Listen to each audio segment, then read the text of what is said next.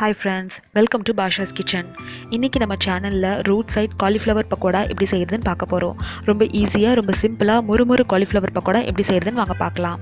இதுக்கு ஒரு பாத்திரத்துல தண்ணி விட்டு அதுல உப்பு மஞ்சள் போட்டு கொதிக்க விடுங்க. தண்ணி கொதிச்சதுக்கு அப்புறமா ஃப்ளேம் ஆஃப் பண்ணிட்டு நம்ம எடுத்து வச்சிருக்க காலிஃப்ளவர் எல்லாத்தையும் இதுல சேர்த்துருங்க. ரொம்ப பெருசாவும் இல்லாம ரொம்ப சின்னதாகவும் இல்லாம திட்டமா இதை நீங்க கட் பண்ணி வச்சுக்கணும். ஒரு 2 நிமிஷம் இந்த தண்ணியில இதை அப்படியே விட்டுருங்க. 2 நிமிஷத்துக்கு அப்புறமா இதை இந்த மாதிரி ஸ்டெயின் பண்ணி எடுத்துக்கோங்க. தண்ணி இல்லாமல் இதை நம்ம இந்த மாதிரி ஃபில்டர் பண்ணிடணும். ஒரு பாத்திரத்தில் போட்டு 5லிருந்து 10 நிமிஷத்துக்கு ஆற விட்டுருங்க. கோபி நல்லா ஆறுனதுக்கு அப்புறமா இதில் மசாலா சேர்த்துக்கலாம். மசாலாவில் கொஞ்சம் உப்பு, மஞ்சத்தூள், வெறும் மிளகாத்தூள், காரத்துக்கேற்ப சேர்த்துக்கோங்க. கொஞ்சமாக தனியாத்தூள், அப்புறம் 1/2 டீஸ்பூன் கரம் மசாலா தூள் சேர்த்துக்கோங்க. நல்லா கிறிஸ்பியாக ஆகிறதுக்கு 2 டேபிள் ஸ்பூன் அரிசி மாவு சேர்த்துக்கோங்க. ஃப்ளேவர் என்ஹான்ஸ் பண்ணுறதுக்கு 1 டேபிள் ஸ்பூன் இஞ்சி பூண்டு பேஸ்ட்டு, பிளெண்ட் ஆகிறதுக்கு 1 டேபிள் ஸ்பூன் மைதா மாவு, அப்புறம் 1 டேபிள் ஸ்பூன் கார்ன்ஃப்ளவர் மாவு. எல்லாத்தையும் ஃபஸ்ட்டு நல்லா ட்ரையாக மிக்ஸ் பண்ணிக்கோங்க. மைதா மாவு, கார்ன்ஃப்ளவர் மாவு சேர்த்திங்கன்னா தான் நம்மளுக்கு மசாலா உதிரியாக வராமல் இருக்கும். நல்லா நம்மளுக்கு காலிஃப்ளவரோட பிளெண்ட் ஆகும். அதே மாதிரி இப்போ இதை நல்லா பிளெண்ட் பண்ணுறதுக்கு தண்ணி தெளித்து விட்டு எல்லாத்தையும் நல்லா மிக்ஸ் பண்ணிக்கோங்க.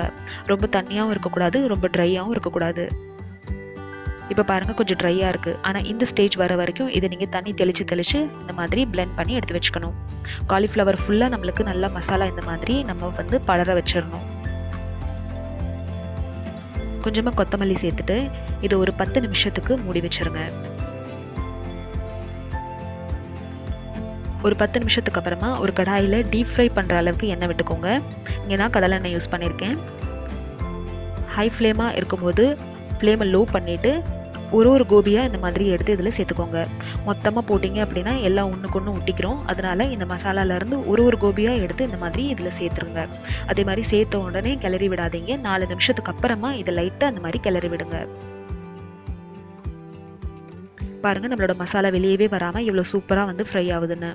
இன்னும் கொஞ்சம் நேரம் ஃப்ரை பண்ணலாம். இந்த ஸ்டேஜில் ஃப்ளேமை மீடியமில் வச்சுக்கோங்க. இல்லை எண்ணெய் ரொம்ப சூடாக இருந்துச்சுன்னா லோ பண்ணிக்கலாம்.